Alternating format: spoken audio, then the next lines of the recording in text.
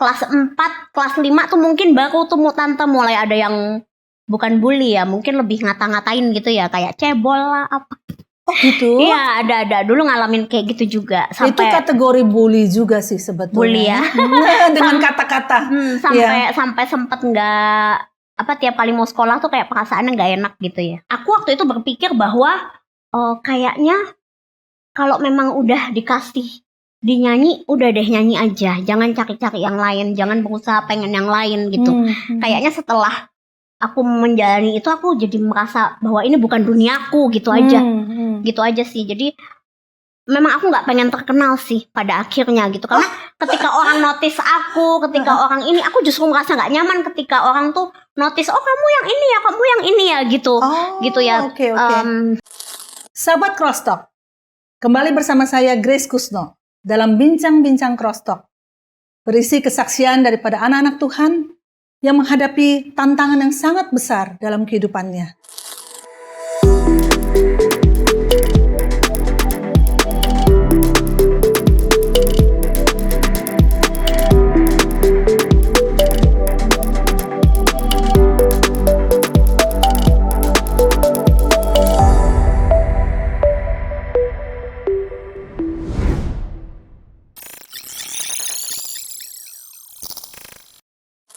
Dalam episode sebelumnya, kita sempat mendengarkan kesaksian sebuah keluarga, yaitu keluarga Pak Sugi dan Ibu Ani, mengenai anak-anak mereka yang menderita OI, yaitu osteogenesis imperfecta.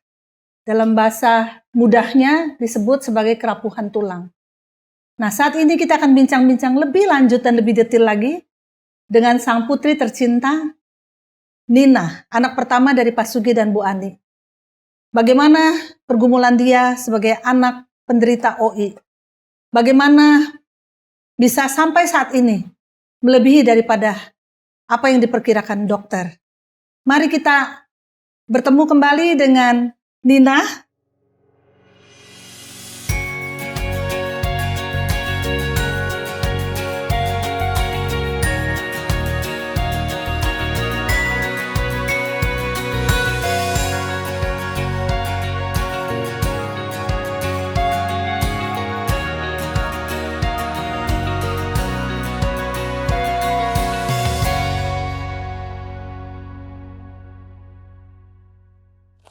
Nina, selamat datang. Halo. Terima kasih sekali lagi mau bergabung dalam Bincang-Bincang Cross Talk ya bersama dengan saya. Nina, waktu itu sempet ya papa, mama sharing semua suka dukanya bagaimana memiliki anak-anak yang menderita OI ya. Jadi menderita dalam tanda kutip karena ternyata dia tidak menderita, begitu ya. Dalam arti kata bearable oleh karena pertolongan Tuhan, oleh karena iman kepada Tuhan. Ya. Nah Nina, kita mau belajar lebih lanjut. Saya percaya bahwa sahabat Cross Talk ingin belajar lebih lanjut. Bagi mungkin ada keluarga juga yang memiliki anaknya, ataupun dia sendiri juga menderita OI, bahwa itu bukanlah akhir daripada segalanya. Tapi penderita OI pun bisa maju, bisa mengerjakan hal-hal yang seperti orang-orang biasa kerjakan. Itu yang akan kita dengar dari Nina saat ini. Nah Nin, waktu itu kan Papa sempet ya, saya ingat sekali bicara soal sekolah itu aja tuh perjuangan. Ya harus ada neni yang gendong. Ya, pada waktu ada upacara pun ternyata kedorong sedikit aja patah gitu kakinya ya. Menderita sekali. Nah waktu itu gimana? Nina waktu itu sekolah biasa atau sekolah luar biasa untuk orang-orang disabilitas? Kalau aku dari dulu itu memang sekolahnya di sekolah biasa Tante. Begitu ya? Ya, jadi memang kedua orang tua itu mengusahakan supaya aku dan Tia adikku itu sekolah di sekolah biasa, bukan di sekolah SLB ya istilahnya gitu. Karena memang mereka berpikir bahwa anak-anak ini kan yang dalam tanda kutip yang kelainan itu kan hanya kakinya gitu, karena memang kondisinya rapuh dan tidak bisa berjalan. Tapi kan secara maksudnya IQ ya, itu kan kita normal seperti orang biasa gitu. Betul. Jadi memang papa mama itu sangat mengusahakan aku bisa masuk di sekolah biasa. Apakah dulu sempat ada penolakan untuk dimasukkan ke sekolah biasa? Ya sempat. Sempat ya Nina. Sempat sih, sampai itu menunda aku jadi 1 tahun lebih lambat. Oh, Ya. jadi papa lebih rela Nina nggak sekolah dulu daripada masuk sekolah luar biasa begitu? Bukan, karena waktu itu mungkin karena ada penolakan itu, jadi kita cari-cari sekolah yang mau terima kan. Jadi itu ada jeda 1 tahun. Jadi kalau aku tuh harusnya mungkin di umur 6 tahun udah masuk SD, aku tuh akhirnya masuk SD di umur 7 waktu itu, Tante. Setahunan itu mencari-cari sekolah. Ya, jadi waktu itu sempat ditolak karena kita mau di sekolah dekat rumah. Oke. Tapi ditolak karena mereka takut mengambil resiko ya. Mungkin bukan nolak karena apa sih, tapi lebih ke karena takut beresiko kalau terjadi sesuatu lah sama Safety-nya kita. maksudnya Iya, begitu ya. gitu kan. Dan waktu itu papa juga sudah meyakinkan bahwa kalau ada apa-apa ya tetap itu tanggung jawab saya sebagai orang tua kan. Tapi mereka tetap nggak berani ambil resiko. Jadi mereka waktu itu belum berani menerima gitu. Jadi kita cari-cari tempat lain yang kira-kira mau menerima. Dan waktu itu aku akhirnya masuk TK itu di Jakarta Utara, jadi lebih jauh dari rumah. Wow, jauh sekali Iya. dong ya. Iya. Karena Iya. kan kita rumah di area selatan. Oke, gitu, ya. oke. Karena di situ yang mau menerima untuk Ya. dan papa Kebetulan waktu itu bersedia. dibantu juga sama saudara, memang ada yang aktif di di gereja. Jadi kan itu sekolah gabung sama gereja, ada gerejanya juga gitu. Jadi ada saudara yang bantu gitu. Oke, jadi orang tua lebih memilih sedikit lebih sulit ya dengan jarak yang begitu jauh. Ya. Tapi yang penting sekolah di sekolah umum. Iya, jaraknya jauh, terus ditungguin juga. Kan kalau PP kan juga jauh kan, Tante. Oh iya. Ya, jadi mereka juga mesti nunggu sampai pulang sekolah gitu. Untung waktu itu TK sekolah cuma pendek ya Nina ya, 2 Iya, jam begitu ya. Oke, kebayang. Nah, sesudah itu SD, SMP, SMA gitu masih di sana juga di Jakarta Utara? Enggak, jadi setelah itu jadi waktu itu adikku juga mau masuk TK. Ternyata setelah mungkin jeda setahun ya setelah aku masuk itu, mereka telepon dan mereka bilang oke Pak, kalau mau masuk ke sekolah kami siap menerima. Jadi yang awalnya nolak kita itu akhirnya nerima gitu. Aduh, setahun luar kemudian gitu. Ya, jadi sekarang kalau adiknya mau masuk silahkan Pak. Kalau nanti kakaknya mau masuk lagi pindah ke sini juga boleh gitu. Jadi waktu itu kebetulan si Tia langsung masuk di sekolah yang dekat rumah. Aku karena udah tanggung kan, jadi aku selesaiin TK-nya dulu, aku SD-nya baru masuk di sekolah yang dekat rumah. Oke, SD, SMP, SMA. Iya, 12 tahun aku di satu sekolah yang sama. dan menemukan kesulitan-kesulitan, mungkin cerita sedikit kalau sekolah di antara anak-anak umumnya yang memang tidak memiliki kesulitan secara fisik, gimana Nina? Iya, banyak sih waktu itu kan, karena kan dokter bilang kalau OI ini penderitanya akan mudah faktur ya, mengalami faktur atau patah tulang gitu. Nah, waktu itu kan saya juga ngalamin. Jadi memang tulang itu akan kuat di usia 15 tahun ke atas. Waktu itu kan dokter bilang seperti itu. Jadi ketika sekolah itu memang aku sering kejadian patah, retak gitu, yang membuat aku tuh mesti bolos sekolah gitu. Kadang bolosnya tuh lama Tante, bisa 1 bulan lebih, bisa ya ketinggalan pelajaran gitu kan. Aku kayaknya paling sering tuh di SD ya, SD, SMP tuh aku sering sekali patah, mbak kepleset gitu ya, atau mungkin aku ya banyak lah kejadian gitu ya. Kadang aku jatuh sama mbak gitu, atau mbaknya cuman kepleset doang gitu. Itu hal-hal kecil yang kalau orang mungkin nggak apa-apa, tapi kalau aku tuh udah langsung patah tulang atau retak tadi. Tapi kan kalau aku retak aja kan sebetulnya udah nggak bisa bangun juga, nggak bisa duduk juga gitu. Jadi banyak bolos, banyak ketinggalan dapat dispensasi pelajaran juga lah ya dalam hal ini dari sekolah ya, karena tahu keadaan. Ada sih kayak susulan gitu ada. Cuman kan ya jadi banyak yang miss juga ya gitu. Terus kalau lingkungan ya paling kalau olahraga aku kan nggak bisa join. Jadi kalau kelas olahraga biasanya aku ada ujian tertulisnya gitu ya. Atau ya memang aku boleh dibilang mata pelajaran olahraga tuh dianggap aku mungkin nggak masuk gitu ya. Nggak ada mata kuliah, nggak ada mata pelajaran untuk olahraga. Khusus untuk Nina dan Tia ya. Gitu. Nah, teman-teman pada waktu itu bagaimana bisa menerima Nina bertemannya secara normal aja gitu? Banyak sahabat-sahabat? Gimana ya? Aku ingat banget waktu pertama kali masuk SD kelas 1 itu ada teman di sebelahku itu itu teman pertamaku. Itu dia tanya nama, tanya ini gitu ya. Masih kecil kan mungkin masih polos lah ya, belum tahu gitu ya. Tapi kelas 4, kelas 5 tuh mungkin baru tuh tante mulai ada yang bukan bully ya, mungkin lebih ngata-ngatain gitu ya, kayak cebol lah apa. Oh gitu? Iya, ada dulu ngalamin kayak gitu juga. Itu kategori bully juga sih sebetulnya. Bully ya. Dengan kata-kata. Sampai sempet nggak tiap kali mau sekolah tuh kayak perasaannya nggak enak gitu ya. Perasaannya nggak enak karena adalah segerombol cowok-cowok nih, anak cowok gitu yang ya ngatain gitu, kayak sambil ngeliat terus udah gitu, dasar gini-gini gitu. Gitu. Itu ada sih, itu fasenya di kelas 4, 5 gitu yang aku sampai down gitu ya. Downnya itu sampai nggak mau sekolah tuh gimana Nina? Enggak sih, kalau nggak mau sekolah enggak, karena aku kebetulan takut kalau nggak mau sekolah, karena kan papa orangnya keras, terutama soal pendidikan ya. Jadi benar-benar harus gitu. Jadi yang namanya bolos gitu-gitu, alasan nggak mau sekolah cuman karena kayak gitu tuh aku nggak pernah. Cuman ya tiap kali mau sekolah jadi nggak semangat aja. Jadi kayak ada beban kepikiran gitu nih, hari ini bakal ketemu dia lagi nih, ngapain lagi gitu, mikir gitu. Tapi jadi papa bener-bener mau treat Nina tuh seperti orang biasa gitu ya, nggak boleh manja-manja, nggak boleh nggak mau ini nggak mau itu gitu ya. Ya, jadi kita berdua itu dituntut untuk ya sama seperti anak-anak pada umumnya. Jadi akademis tuh tetap harus bagus ya, tetap harus maksimal gitu. Kita juga ada kegiatan les, ekskul juga kita ikut gitu ya. Yang sebisa mungkin yang kita bisa aktif tuh kita juga ikut lah gitu.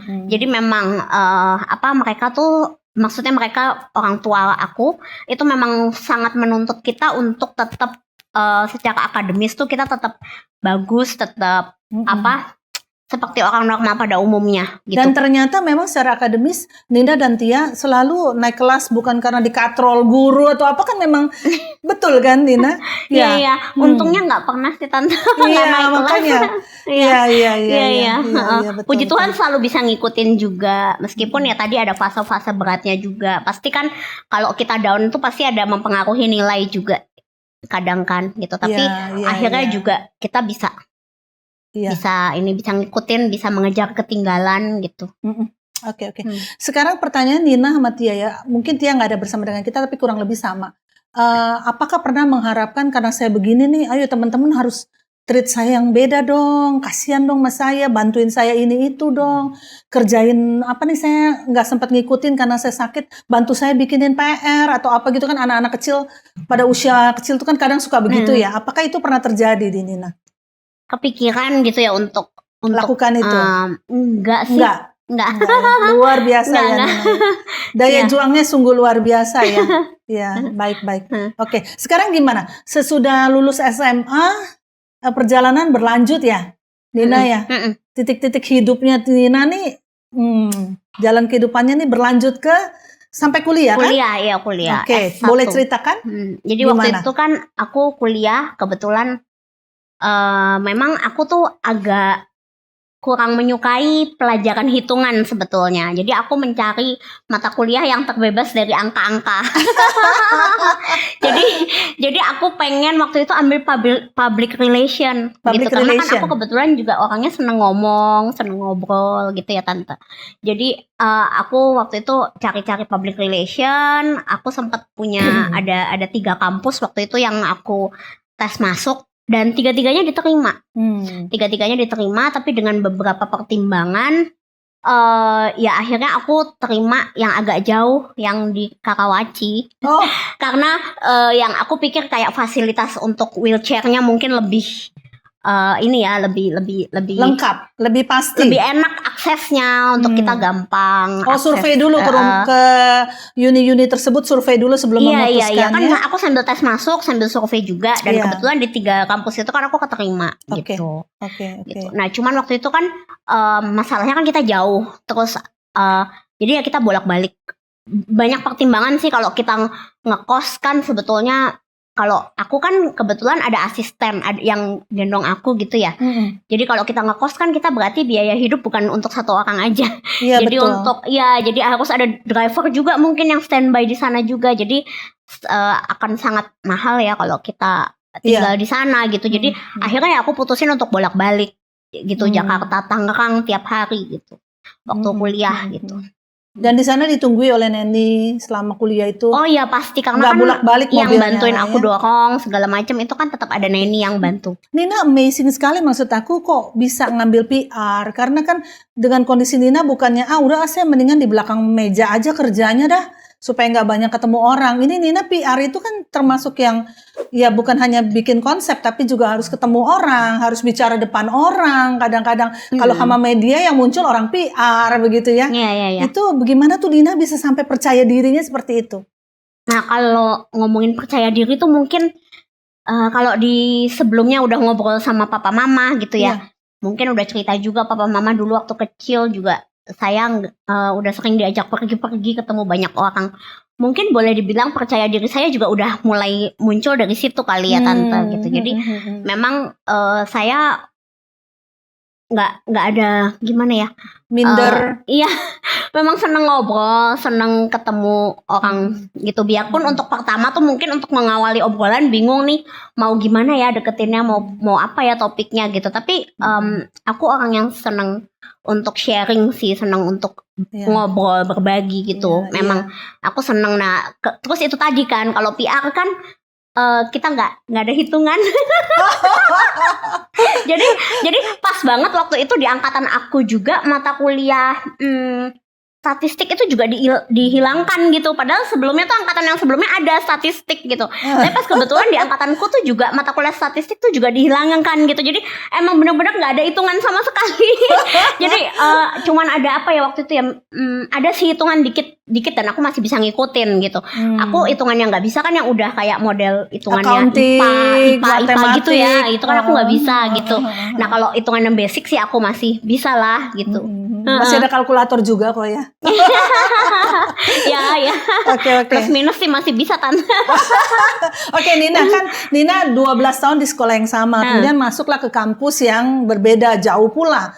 Lingkungannya nggak tahu, barangkali nggak ada temen yang kuliah di sana misalnya, apalagi ambil PR. Nah, gimana Nina pertama-tama pengalamannya? Ya, jadi itu justru boleh dibilang aku tuh baru benar-benar merasa keluar dari zona nyaman aku ya. Itu ketika aku mau masuk kampus. Jadi selama 12 tahun kan aku selalu ada di satu sekolah yang sama. Jadi boleh dibilang tuh lingkunganku itu aja kan. Paling teman itu berubah paling nggak sampai 50% lah keluar masuk. Maksudnya yang ini pindah, si A pindah, si B pindah gitu kan. Itu kan nggak sampai separuh yang pindah gitu tante. Jadi memang boleh dibilang tuh aku ketemu sama temen yang aku udah tiap hari ketemu. Jadi merasa udah nyaman gitu kan. Nah begitu mau masuk kampus nih sempat struggling karena ternyata aku merasa insecure juga sebelum masuk tuh. Aku sempat stres pastilah yang ngalamin karena kita mau keluar ke dunia yang baru gitu kan. Apalagi umur juga udah waktu itu kan aku pas pertama masuk usia berapa itu? Pertama masuk itu aku tahun 2006. Berarti 19 ya? Sorry. 2006? Sorry. Ya 2006 aku. 2006. Iya, aku kan 87, 2006 berarti 19 tahun lah ya aku. Nah, jadi betul. Enggak dong ya. Iya betul. Kan, betul. Gak bisa ngitung. 87 tambah 19 2006 betul. Iya. Jadi itu baru yang benar-benar aku ada rasa takut kayak nggak diterima gitu ya. Apalagi dari sekolahku itu sedikit yang masuk ke universitas itu kan tante. Ada tapi beda jurusan. Ada yang kedokteran, ada yang hukum. Tapi yang jurusan aku tuh nggak ada sama sekali. Jadi benar-benar aku bakal ketemu sama orang yang totally new, baru semua. Baru. Gitu kan. Terus aku bersyukurnya lagi memang ya aku selalu percaya kayak Tuhan tuh punya timing tuh selalu tepat tepat gitu. Amin. Jadi waktu itu aku dulu tuh universitas ini tuh juga ada MOS kan kayak masa orientasi gitu. Tapi di tahun aku itu nggak ada. Jadi mulai tahun aku sampai seterusnya sampai sekarang itu tuh diganti sama yang namanya festival. Jadi kita nggak ada yang digojlok, dikerjain atau apa, tapi kita tuh dikenalin. Oh ini loh kampusnya. Jadi kita lebih ke pengenalan lingkungan dan pengenalan dengan teman-teman yang lain. Kita ada lomba yang sesuai bakat minat gitu kan, lomba mewakili jurusan. Jadi kita tuh nggak yang sama senior tuh juga kita langsung baik semuanya. Jadi aku sangat bersyukur karena waktu itu juga langsung ketemu senior yang baik, mentor-mentor yang nerima gitu ya, yang merasa aku seperti keluarga. Even sebelumnya tuh aku punya perasaan ya itu tadi, aku sempat takut nggak diterima, aku sempat malu kan, gimana ya kalau orang lihat aku udah umur segini tapi masih digendong, ya kadang gimana ya tante gitu kan. Terus kayak masih digendong, masih bawa mbak, masih ya gitulah gitu. Malah pertama masuk untuk festival itu orang tuaku masih nganter. Mereka masih ngikutin gitu sampai acara gitu ya. Itu kan aku kadang-kadang merasa gimana ya, karena di saat anak-anak udah pada teman-teman udah pada lepas semua, aku masih ditemenin, masih dianterin gitu. Tapi ya itu aku bersyukur karena ternyata mereka sangat menerima, baik semuanya, welcome. Terus waktu itu juga kita langsung disuruh pilih, oke, mau ikut lomba apa nih yang sesuai bakat minat gitu. Kebetulan kan aku dinyanyi, jadi aku langsung mewakili jurusanku waktu itu, aku nyanyi. Dan di situ tuh semua senior tuh support gitu. Oh gitu. Support. Iya. Gitu. Ya, jadi di situ tuh memang kayaknya selama 1 minggu itu memang kita dikasih kesempatan untuk kenalan sama lingkungan, kenalan sama teman-teman gitu. Dan jadi ketika kita udah seminggu itu lewat, kita masuk mata kuliah di minggu kedua, itu kita udah langsung kayak merasa nyaman aja. Benar-benar Tuhan itu tahu ya, maksudnya Nina itu sangat nervous dan apa ya? Ya bisa pas. Pas banget, masa mata kuliah statistik yang hitung-hitungan ditiadakan, MOS ditiadakan. Terasa seperti Tuhan memang udah sediakan waktu yang tepat sekali buat Nina ya. Kalau Nina tidak ketinggalan waktu dulu, waktu masih masuk TK, nggak mundur 1 tahun, ceritanya bisa berbeda, bukan? Betul. Ya makanya God's timing is perfect. Yes, God's timing is perfect. Betul Nina.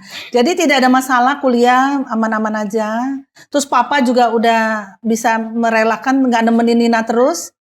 Ya untuk awal masih nemenin, karena kan papa mungkin takut ada medan-medan yang susah. Yang aku mesti dibantu dengan kursi roda atau apa gitu. Itu aja waktu proses mau nemenin itu aja kita sempat kayak berantem dulu di mobil. Gitu. Gimana karena ceritanya? Aku malu kan, aku malu ditemenin kan kayak anak kecil.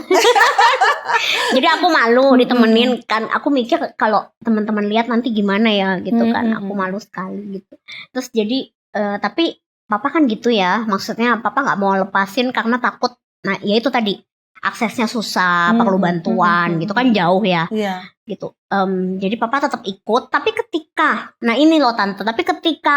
aku tuh lagi ngumpul sama teman-teman, papa tuh duduk jauh sekali dari aku sama teman-teman. Demi menjaga perasaan Nina. Iya, demi menjaga perasaan aku, mungkin menjaga perasaan teman-teman juga supaya nggak malu kan ngobrol. Kita kan kalau ada orang tua mungkin sungkan apa gitu. Betul. Jadi papa tuh duduk jauh, ya pokoknya menyingkir lah, nggak deket-deketin gitu. Nah itu dulu awal-awal kalau aku cerita ini suka nangis karena terharu segitu menjaga perasaan aku ya gitu. Dan ngerti bahwa aku butuh space gitu untuk aku sama teman-teman gitu. Betul. Gitu kan. Jadi ya, sahabat Crosstalk, kalau kita pelajari sampai saat ini apa yang disampaikan oleh Nina, peranan daripada orang tua itu begitu pentingnya dalam pertumbuhan seorang anak yang menderita OI. Jadi para sahabat Crosstalk, jika Anda mungkin memiliki anak yang dengan kondisi yang sama seperti Nina, dan Anda rindu untuk supaya anak Anda juga bisa maju seperti Nina, mari belajar juga dengan apa yang dilakukan oleh Papa Nina yang Nina baru saja saksikan. Bahwa peranannya begitu besar, bahkan sampai mau bersusah-susah, tapi tetap ingin bahwa Nina tetap diterima sebagai anak seperti umumnya. Tapi dia bersedia membayar harga seperti itu. Maka saya percaya sahabat Crosstalk bahwa anak-anak Anda pun akan mengalami pertumbuhan yang luar biasa dengan masa depan yang penuh dengan harapan seperti yang dialami oleh Nina dan Tia. Lanjut Nina, lanjut. Ya, jadi ya aku kalau peranan orang tua itu menurut aku sangat penting. Sangat penting ya. Termasuk tadi rasa confidence aku itu mungkin juga timbulnya dari dulu ya, karena mereka juga nggak pernah malu untuk showing aku kemana-mana, untuk menunjukkan bahwa ini loh anakku yang memang dia punya kekurangan tapi dia juga ada kelebihan gitu ya. Oke, kita lanjut kelebihannya deh Nina. Aku lihat soal menyanyi ya. Ya kamu memang luar biasa loh. Talenta menyanyinya gitu ya. Jadi itu didapat juga mungkin dari papa ya. Menurun dari papa juga? Mungkin dari dulu ya, karena dulu kan aku sering kayak digendong gitu Sambil ya tante, dinyanyiin? ya sambil dinyanyiin, senandung gitu ya. Jadi dari kecil mungkin aku udah terbiasa denger musik Iya. gitu. Terus waktu kecil itu umur 1,5 tahun mungkin ya, aku tuh udah suka dengerin lagu-lagu. Dan aku bukan suka dengerin lagu-lagu anak kecil loh tante. Aku tuh suka penyanyi Mariah Carey? favoritku. No, Oh enggak. bukan. Penyanyi favorit pertamaku itu Nika Ardila almarhum. Oh, Aku oke. suka sama lagu-lagunya Nika dulu gitu. Waktu Karena usia berapa itu? mungkin masih di bawah 5 tahun. Oh, oke. Iya. Jadi dengerinnya lagu-lagunya Nika Ardila. Dulu tuh aku suka banget sama lagu-lagu almarhum Nika Ardila gitu. Lagu Terus, orang dewasa malah ya? Iya, lagu orang dewasa gitu. Terus mulai TK tuh mewakili sekolah lomba nyanyi. Suka menang. Atau kalau misalnya ada pentas seni, dulu kan suka ada ya di sekolah, ada acara ulang tahun sekolah atau apa gitu ya. Itu diminta nyanyi gitu. Jadi dari situ memang aku udah dipupuk untuk harus pede. Harus pede tampil gitu. Terus so far sampai saat ini udah bikin album belum nih? Enggak, belum. Tapi ada yang itu ya, kuartet, kalau nggak salah berapa orang itu sama trio. Oh, trio ya. Tapi itu kan juga kita cuman bukan iseng ya, tapi bagus. itu kita belajar, tapi kita nggak mau belajar kita tuh sia-sia gitu. Jadi kita mau jadi membuat YouTube itu sebetulnya bukan kita mau terkenal, tapi kita supaya apa yang udah kita pelajari tuh nggak sia-sia gitu, dan supaya kita tuh produktif terus. Karena kalau kita mau bikin YouTube itu kan kita harus menguasai lagunya. Tapi kalau kita nggak ada target untuk bikin YouTube, kita nanti belajarnya santai-santai gitu. Jadi kita jadi kita Nina balik ke yang tadi Nina barusan mention ya, bahwa bukan dengan maksud untuk jadi terkenal gitu. Apa pernah terpikirkan oleh Nina, oh saya nih orang disabilitas, terus saya bisa nyanyi. Kadang-kadang hal seperti itu akan menjadi sebuah subjek yang disukai orang. Bisa berbagai-bagai aspeknya ya. Kenapa orang suka? Bisa karena kok dengan kelemahan dia bisa nyanyi begitu bagus. Ayo deh, siapa tahu jadi terkenal begitu ya Nina ya. Apakah emang ada sempat terkuak seperti itu, atau ada mimpi, aduh saya pengen jadi penyanyi terkenal gitu kan, dengan ciri khas saya misalnya, ada seperti itu nggak Nina? Sebetulnya sih aku tuh nggak pengen jadi terkenal yang sampai gimana gitu ya, karena aku sebetulnya tuh sangat menjaga privasi aku. Oh gitu? Gitu tante, iya. Nah tapi aku pernah sekitar 7 tahun lalu itu kan waktu itu ada seorang penulis yang mau membuatkan aku buku. Nah di situ tuh aku sempat merasa tuh bahwa dengan buku ini mungkin aku bisa menjadi terkenal. Aku kan sempat kepikiran gitu lah ya tante, namanya buku biografi maksudnya nih? Iya buku biografi. Lanjut, nah namanya kita manusia. Iya, maksudnya kan nggak semua orang punya kesempatan untuk bikin biografi nih gitu kan. Jadi kalau misalnya aku dibikinin, berarti aku udah seperti level-level orang-orang yang dibikinin biografi itu dong gitu kan. Aku nantinya akan lebih terkenal dong gitu. Jadi ketika ada yang menawarkan itu, dan itu waktu itu aku sangat excited dan kayak aku nggak berpikir panjang, jadi langsung mengiyakan. Langsung mengiyakan, dan prosesnya cepat sekali. Tapi ternyata aku merasa at the end bahwa bukan itu yang aku cari, bukan itu yang ternyata membuat aku happy dalam pelayanan aku, dalam keseharian aku, dalam kegiatan aku gitu ya. Kenapa bisa begitu Nina? Banyak prosesnya dalam selama pembuatan itu. Selama ini yang aku struggling banget ya dengan berbagai macam pressure. Ya ada pressure juga, bahwa ternyata untuk mempromosikannya kan juga nggak mudah ya tante, dan mungkin ada beberapa masalah juga waktu itu gitu kan. Terus secara iniku juga aku kok jadi nggak happy. Bukan nggak happy ya, maksud aku lebih ke aku waktu itu berpikir bahwa kayaknya kalau memang udah dikasih dinyanyi udah deh nyanyi aja, jangan cari-cari yang lain, jangan berusaha pengen yang lain gitu. Kayaknya setelah aku menjalani itu aku jadi merasa bahwa ini bukan duniaku gitu aja. Gitu aja sih. Jadi memang aku nggak pengen terkenal sih pada akhirnya gitu, karena ketika orang notice aku, ketika orang ini, aku justru merasa nggak nyaman ketika orang tuh notice, oh kamu yang ini ya, kamu yang ini ya gitu. Gitu ya. Oke.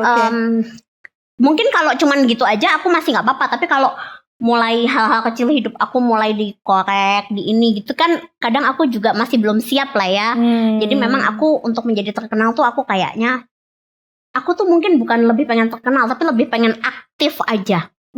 Ya aktif. Jadi kalau aku nyanyi off air gitu mungkin mau bersedia. On air juga aku ada ya, kadang beberapa acara yang ditampilkan, tapi bukan yang terus aku jadi artis yang viral gitu, nggak mau juga sih. Iya. Mungkin menghadapi belum siap ya, menghadapi mungkin komentar kalau netizen di negara kita masih seperti apa ya, komentar mereka bisa sangat menekan, bisa kadang hal kecil yang kita lakukan dikomentari, yang itu kan dikomentarin gitu ya, maksudnya untuk menjaga inner peace aku aja sih tante. Jadi memang aku belum siap untuk terjun ke yang lebih. Jadi memang menjadi terkenal bukanlah target utama dari Nina ya? Bukan, tapi aku pengen aktif dalam pelayanan, aktif dalam kegiatan. Maksudnya aku nyanyi, ada yang minta aku nyanyi, oke. Tapi kalau untuk ya tadi mau nanti jadi viral loh, misalnya aku dibujuk ya, nanti akan jadi viral loh kalau begini-begini, itu kayaknya aku malah nggak mau mungkin.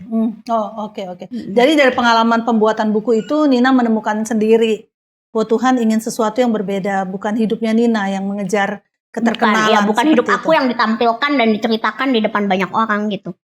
Ya kan, karena aku ternyata tidak siap dengan itu gitu kan. Maksudnya gimana ya? Bukan.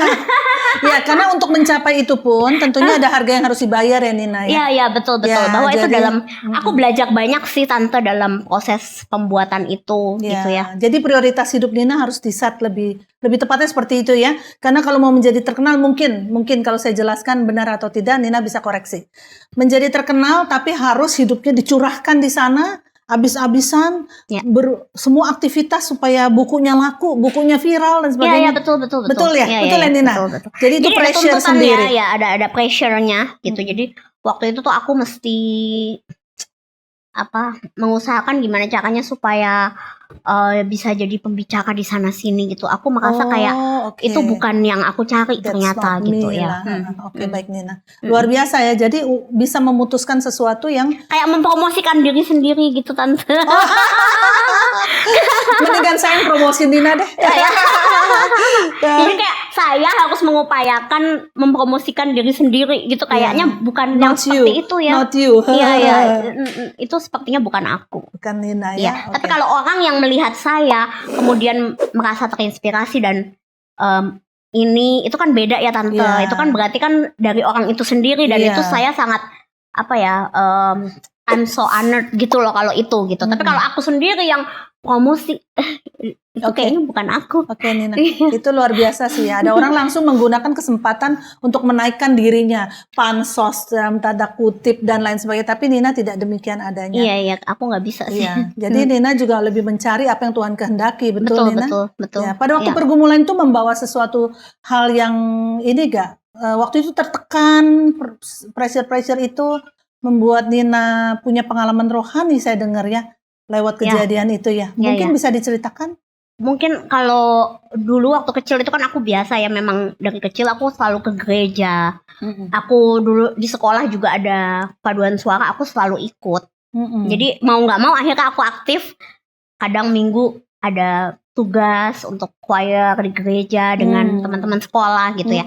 Tapi itu kayak berlangsung begitu aja dan aku belum punya interaksi yang dekat dengan Tuhan ketika aku masih kecil gitu ya tante gitu. Tapi ketika aku mulai beranjak dewasa ya, mungkin tadi ya 17 tahun ke atas, dan aku mulai melihat jadi aku menganggap bahwa Tuhan itu baiknya luar biasa, justru bukan karena aku dengan keadaanku yang seperti ini aku dikasih hidup yang gampang-gampang aja gitu.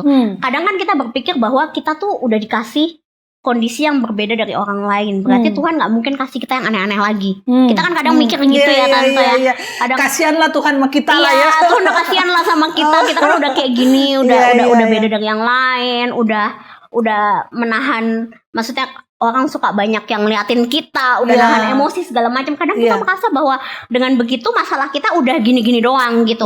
Tapi aku semakin aku besar, semakin aku umur 20 ke atas tuh masalah tuh kayaknya ada aja Tante. Ada aja. Dan kadang tuh sampai mungkin orang yang gak terlalu kenal aku gitu ya, mungkin akan bingung kali ya. Dan mungkin yang gak kenal aku akan merasa bahwa ini apa yang salah sama akunya ya gitu kan, kalau yang gak kenal deket sama aku. Tapi kalau yang kenal pribadi aku, mereka pasti tahu bahwa ya masalah ini memang bukan aku yang buat, tapi ada aja datang masalah silih berganti gitu. Ya tapi kadang aku bertanya kenapa ya kok Tuhan izinkan gitu. Nah, proses mencari jawaban kenapa Tuhan izinkan itu yang membuat aku akhirnya jadi deket sama Tuhan. Gitu. Jadi ya ketika aku mencari jawaban kenapa Tuhan izinkan, padahal aku nggak pernah giniin orang, padahal aku nggak pernah jahatin orang, aku nggak pernah giniin orang, tapi kenapa Tuhan izinkan semua ini terjadi gitu. Nah, ketika aku mencari jawaban itu yang membuat aku semakin deket sama Tuhan. Gitu. Jadi ketika aku nggak sengaja tiba-tiba ada ayat yang muncul, kayak lewat aja gitu di Instagram. Jadi seolah-olah itu kayak jawaban. Tuhan lagi bicara sama Iya, kayak Tuhan lagi ngomong dan pengen aku baca aja itu tulisan itu gitu. Jadi kayak ketika aku baca satu quotes yang ternyata itu menurut aku menguatkan dan kok pas banget ya pas aku bertanya seperti ini, tiba-tiba malamnya aku dapat quotes ini gitu. Itu aku jadi sangat sensitif dengan sensibel karena aku melihat bahwa sesuatu tuh nggak ada yang terjadi secara kebetulan. Termasuk ketika aku tiba-tiba ada ngeliat ayat yang muncul di Instagram feed aku, atau ketika tiba-tiba dengar ada orang ngomong, kok itu kayaknya jawaban yang aku cari ya gitu. Jadi ketika itu aku mulai pelan-pelan bisa menemukan kayak bahwa Tuhan tuh bisa berbicara dengan banyak cara, bukan in a personal way, dengan cara yang personal sekali gitu ya. Sangat sedikit orang yang bisa berkomunikasi langsung dengan Tuhan kan. Ada, tapi mungkin sangat sedikit. Dan aku merasa bahwa Tuhan itu berbicara dengan aku tuh caranya banyak sekali.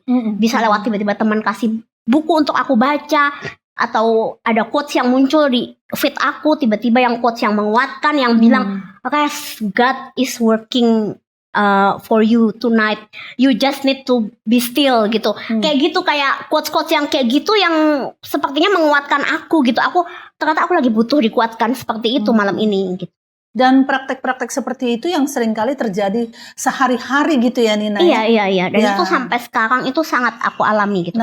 Jadi ketika sekarang aku dikasih masalah yang ya mungkin ada aja masalah datang gitu ya, entah itu masalah dengan komunitas, masalah dengan pergumulan pekerjaan mungkin, atau dengan ya banyak hal gitu ya. Kadang aku merasa kok kayaknya ada aja tiap tahun tuh selalu ada gitu ya.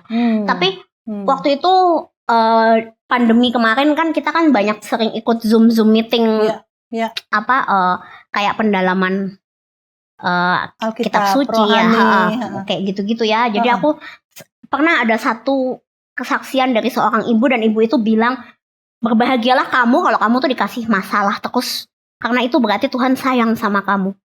Kalau kamu dikasih masalah terus, itu karena Tuhan Tuhan menganggap kamu mampu. Pertama, Tuhan menganggap kamu mampu, dan karena Tuhan sayang sama kamu, Tuhan nggak mau kamu tuh jauh dari Dia, gitu. Dan ya itu, jadi aku merasa kayak itu adalah sesuatu yang harus aku syukuri. Sekarang aku tuh melihat masalah tuh sebagai kalau Tuhan kasih ini berarti Tuhan anggap aku mampu, gitu. Lagi mau naik kelas lagi nih, caranya gimana ya gitu. Biarpun aku nggak ngerti, aduh ini solusinya gimana ya. Aku nangis itu pasti ada Tante. Nangis, kadang sampai drop banget dan sampai nangis itu pasti ada. Tapi ya udah jalanin aja deh, nanti pasti akan ada. Terus kadang aku dikuatkan sama, ya kadang kan kita juga, aku dan adikku kita juga saling menguatkan. Kadang temanku juga bilang gitu ya, bahwa pertolongan Tuhan tuh datang kadang mepet sekali. Kadang kita udah lama nunggunya, kadang datangnya tuh mepet tapi pasti datang. Nggak pernah terlambat. Pasti datang gitu. Iya. Iya Amin. gitu. Jadi Amin. dan itu yang aku rasakan sampai sekarang gitu. Iya. Jadi ketika aku mencari jawaban kenapa itu justru yang membuat aku semakin dekat sama Tuhan. Jadi aku kan dulu nggak ngerti ya doa dan ngobrol sama Tuhan tuh gimana. Karena aku merasa doa itu harus terstruktur, rapi, Dihafal kata-katanya. bahasanya tuh harus bagus Iya, gitu kan. iya. Bahwa ternyata doa tuh bahasanya nggak harus bagus gitu. Jadi doa itu kayak Ungkapan hati. kita ngobrol, kita Tuhan ini gimana ya, aku gini, aku gini. Kadang ada satu momen yang aku nggak bisa doa sama sekali dan aku bilang Tuhan tahu isi hati aku sekarang bener-bener nggak bisa ngomong aku mau apa gitu karena terlalu banyak yang aku pikirin gitu. Tapi aku tahu Tuhan tahu semuanya sebelum aku ngomong gitu ya. Jadi dan aku merasa kayak seperti itu aja kadang udah cukup. Oke. Jadi Nina malah sekarang merasa bahwa Tuhan itu lebih daripada papa ya. Dulu mungkin papa mama yang lebih jadi andalan Nina secara nggak sadar, betul ya? Karena ada selalu di sekitar Nina. Tapi sekarang Tuhan menjadi satu pribadi yang jauh lebih dekat dari orang yang paling dekat dengan Nina. Betul, ya. Ya? Aku tuh selalu merasa bukan selalu. Jadi aku tuh selalu berdoa supaya setiap aku ada masalah, aku selalu bilang Tuhan, tolong jadikan masalah ini bukan membuat aku semakin jauh dari Tuhan, tapi aku pengen selalu cari Tuhan, aku pengen selalu dekat sama Tuhan. Amin. Karena kan kadang kita tuh ada ya yang kalau kita punya masalah kita tuh marah, kita aduh aku udah doa, aku udah gini, tapi kok aku kayak gini, oke deh sekarang mendingan aku gak usah doa dong kalau gitu gitu ya. Gitu aku selalu Tuhan tolong ingetin aku jangan sampai aku jauh. Jangan sampai aku menjauh dari Tuhan karena aku tahu justru ketika Tuhan tuh kasih aku masalah pasti aku abis ngelupain Tuhan nih gitu. Kadang aku merasa kayak gitu sih tante. Ya mungkin nggak seperti itu nih. Iya. Kadang aku kemarin lupa gini, oh iya gitu. Aku ingat lagi, aku deket lagi gitu, aku cari lagi gitu. Aku justru ketika ya benar itu ketika kita tuh ada masalah Tuhan tuh kayaknya rindu kita untuk deketin lagi. Iya. Sahabat Crosstalk, kita dengar kesaksian yang luar biasa dari Nina. Kadang banyak orang seperti mungkin Nina ya sempat merasa bahwa kalau segala sesuatu tidak terjadi seperti yang dia harapkan, dia pikir ya Tuhan gak ada. Ya, tantangan dalam hidup ini tidak pernah akan berhenti. Pada saat tantangan itu muncul, kadang kita bukan hanya menyalahi orang-orang di sekitar kita menyebabkan tantangan itu, dan yang paling buruk adalah kita menyalahi Tuhan sendiri. Padahal sahabat Crosstalk, jika kita menghadapi tantangan dengan kekuatan sendiri, itu jauh lebih susah. Jadi kita jauh lebih rugi kalau kita marah kepada Tuhan yang adalah sumber kekuatan kita. Dan Nina telah mengambil keputusan dalam kehidupannya secara benar dan tepat, mengandalkan Tuhan. Dekat dengan Tuhan adalah segala-galanya. Nina, sekarang Nina dalam bidang apa? Nyanyi saja atau saya kenal Nina sih sebenarnya ya, karena sama-sama kita bergerak di bidang pernikahan, wedding ya. Nina juga memiliki bisnis sebagai wedding organizer ya. Banyak sekali teman-teman, sahabat-sahabat saya di bidang wedding itu ya juga kenal Nina dan sangat mengasihi Nina ya. Jadi Nina mungkin bisa ceritakan kegiatannya sekarang apa saja, berbisnis, bantu papa, mengelola usaha atau bagaimana? Ya, jadi aku kan sekarang masih aktif di wedding juga, tapi kebetulan ini kemarin kan setelah pandemi ya. Jadi aku tuh kadang susahnya karena aku kan perlu ada asisten yang dampingin aku tadi tuh tante. Jadi kadang kalau masa-masa seperti ini kayak bulan-bulan yang aku tahu nih asisten aku bakal pulang atau apa, aku biasanya nggak terima job di bulan-bulan yang kayaknya aku sendiri tuh struggling dengan asisten aku yang ganti-gantian pulang gitu. Ada keterbatasan karena aku ya? Jadi tidak bisa in charge kan gitu. Jadi aku tuh memang tidak bisa seaktif teman-teman yang lain gitu. Tapi ya itu kalau aku tuh bekerja itu dengan passion. Bukan dengan kemampuan ya gitu. Karena kalau kita tuh mengerjakan segala sesuatu dengan passion itu pasti akan lebih, kalau kita menemukan masalah tuh kita akan lebih kita korek terus nih, kenapa sih bisa kayak gini sampai try to Iya. mesti improve lah. Iya harus, dan kita happy ngelakuinnya Betul. gitu. Tapi ketika kita ngelakuin hanya berdasarkan kemampuan, Ya. itu kita akan stres, Ya. kita akan cepat give up Ya. gitu ya. Gitu. Jadi aku merasa bahwa ya memang nyanyi kalau nyanyi tuh udah kayak hidup aku sih sebetulnya ya. Karena aku bangun juga kadang di kamar mandi ya nyanyi. Terus kadang ya kan dikit-dikit nyanyi, pokoknya gitu kan. Aku kan Ya. orangnya memang Ya. seneng musik gitu. Ya. Nah kalau wedding ini juga salah satu passion aku, karena aku tuh dari kecil seneng banget pesta. Oh, Iya, seneng banget datang ke pesta nikahan. gitu Terus ya. seneng ngamati detailnya gitu. Jadi dari kecil tuh udah seneng sama hal-hal yang jadi kalau Cantik-cantik lah. iya, jadi kalau datang ke nikahan tuh pulangnya tuh bisa komentar gitu. Tadi ininya bagus ya, ininya bagus Oke, gitu. oke. Dan setelah besar ternyata aku ya kayak kenapa hobinya cuman dipakai buat cuman gitu-gitu aja, kenapa nggak dipakai buat sesuatu yang Iya. sesuatu Menolong orang kegiatan lain. ya, Iya. yang itu bisa inilah Iya. bantu orang lain juga kan Iya. gitu.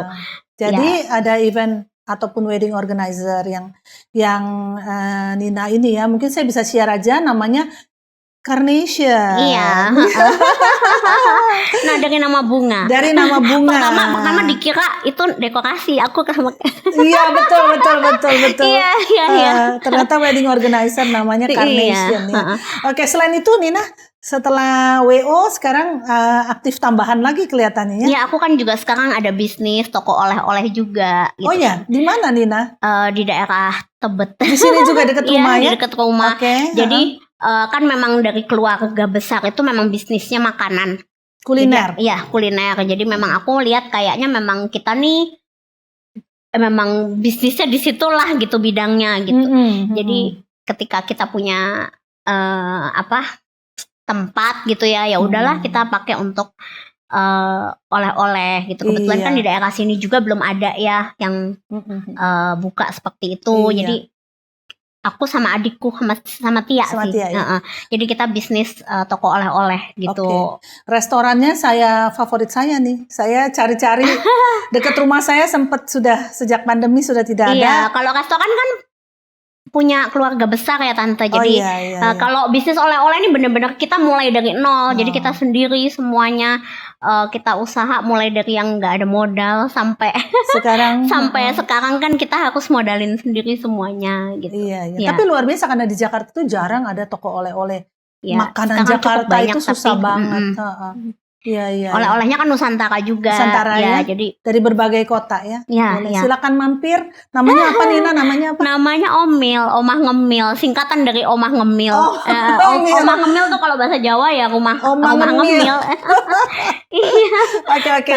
Baik Nina, kita banyak belajar ya bagaimana respons Nina, bagaimana latar belakang Nina dengan keluarga yang mendidik dia dengan tepat, bagaimana Nina bisa punya kepercayaan diri untuk maju di tengah-tengah kelemahan yang dia harus hadapi dalam hidupnya yang bukan berasal dari dia nggak bisa memilih bagaimana dia dilahirkan, dia tidak bisa memilih kondisi apa dia dilahirkan. Tapi kita bersyukur dia boleh dilahirkan dari orang tua yang bijaksana dalam mendidik Nina. Nah mungkin Nina bisa telah menjadi inspirasi dari segi keteguhannya dia, iman dia, belajar bagaimana menjadi dekat dengan Tuhan yang membuat Nina bisa survive sampai saat ini. Nah Nina mungkin ada pesan-pesan ayat apa tuh yang menguatkan Nina, bisa di-sharekan kepada sahabat Crosstalk kita. Iya, jadi aku tuh ada satu ayat yang menguatkan aku. Dan ini selalu aku ingat terus ya. Kadang kalau aku diminta untuk kesaksian pujian, aku selalu bawa ayat ini, 2 Korintus 12 ayat 9 sampai 10. Tetapi jawab Tuhan kepadaku, cukuplah kasih karuniaku bagimu, sebab justru dalam kelemahanlah kuasaku menjadi sempurna. Sebab itu terlebih suka aku bermegah dalam kelemahanku, supaya kuasa Kristus turun menaungi aku. Karena itu aku senang dan rela di dalam kelemahan, di dalam siksaan, di dalam kesukaran, dalam penganiayaan, dalam kesesakan oleh karena Kristus. Sebab jika aku lemah, maka aku kuat. Jadi itu adalah ayat yang menguatkan aku. Jadi aku merasa bahwa ya mungkin Tante tadi bilang tidak bisa memilih dilahirkan seperti ini gitu ya. Ya kadang kalau ngelihat orang yang tinggi-tinggi, cantik-cantik gitu ya kan. Kadang ada rasa insecure, ada rasa minder, itu pasti ada gitu ya, gitu. Tapi ya itu tadi aku selalu ingat bahwa Tuhan tuh punya alasan kenapa kita dengan keadaan yang seperti ini, dan aku menemukan jawaban itu juga bukan dari kecil. Jadi setelah aku dewasa, aku baru menemukan jawaban itu. Bergumul sendiri dengan Tuhan, Nina, tepatnya? Boleh sharing dikit nggak, Tan? Boleh. Jadi sebetulnya sepele sekali. Jadi aku ini kan orangnya boleh dibilang suka koleksi baju, tas, gitu kan. Terus kalau ngeliat sepatu juga aku kan suka ya, namanya perempuan gitu kan, kita baju. Suka yang cantik-cantik tadi katanya. Kosmetik gitu kan, itu kadang masih ada aja beli lagi, pokoknya yang penting beli lagi gitu. Terus aku cuman mikir satu hal gini, kalau aku lahir dengan normal, dengan tinggi badan yang seperti cewek-cewek pada umumnya, sepatunya 36 ke atas size-nya gitu, aku bisa bawa koleksi sepatu. Iya. Bisa satu lemari nanti. Sekarang aku sepatunya tuh cuman itu lagi karena sepatuku tuh size anak-anak doang yang bisa, Tan. Dan aku tuh nggak mau sepatu anak-anak yang kelihatan banget anak-anak. Jadi mesti sepatu anak-anak dengan size yang dewasa. Sepatu anak-anak dengan model yang dewasa. Dan itu kan sedikit. Nah, jadi aku nggak bisa koleksi. jadi kadang aku ngerasa karena itu toh ya. Jadi aku harus mengurangi koleksi satu, ya kan. Terus yang kedua, aduh banyak banget kalau dipikir. Aku tuh mungkin kalau aku itu seperti anak-anak normal lainnya, mungkin aku tuh udah nggak tahu ya, udah pergi pulang malam karena aku sukanya pergi malam gitu kan sama teman-teman, sama ini ya. Mungkin memang aku nggak boleh kayak gitu. Gitu. Jadi itu ketika aku besar, itu untuk menemukan jawaban itu tuh ya sekali lagi itu harus komunikasi sama Tuhan. Ya, dan kita harus ya itu untuk menemukan jawaban itu tuh aku berproses sekali. Jadi hal-hal yang kecil seperti itu aku merasa bersyukur tadi dengan ayat ini ya, yang selalu aku relate sekali dengan kehidupanku, bahwa ya justru di dalam kelemahanlah kuasa Tuhan menjadi sempurna. Banyak hal yang aku syukuri dengan kondisiku yang seperti ini, surprisingly gitu. Jadi ketika aku mungkin waktu aku kecil ditanya, mungkin nggak tahu ya kenapa kok bisa bersyukur dengan kondisi seperti ini. Tapi setelah aku besar tuh mungkin bisa menjabarkan alasan-alasannya lebih banyak. Kenapa aku bersyukur dengan kondisi seperti ini. Thank you Nina. Pasti jadi sumber inspirasi ya. Sahabat Crosstalk, dengan demikian berakhirlah bincang-bincang kita bersama dengan Nina. Ya, saya percaya bahwa luar biasa apa yang Nina sampaikan, karena yang pasti adalah selalu ada alasan untuk mengucap syukur. Apapun juga, pengucapan syukur itu punya kekuatan, punya power yang membuat kita lebih kuat menghadapi segala sesuatu. Selalu ada alasan untuk mengucap syukur. Karena kita tahu bahwa Tuhanlah pemegang kehidupan kita. Bukan seperti Nina, bukanlah vonis dokter yang mengatakan usianya hanya bisa mencapai 5 tahun, usianya sudah mencapai 35 tahun. Bukanlah apa yang dikatakan dunia, orang seperti Nina tidak bisa maju, pada kenyataan tidaklah demikian. Karena itu, sahabat Crosstalk, mari kita rajin-rajin, setiap hari mengucap syukur sama Tuhan. Pasti ketemu deh alasan kenapa kita mengucap syukur kepadanya. Maka kita akan menjalani hidup ini dengan lebih mudah bersama dengan Tuhan.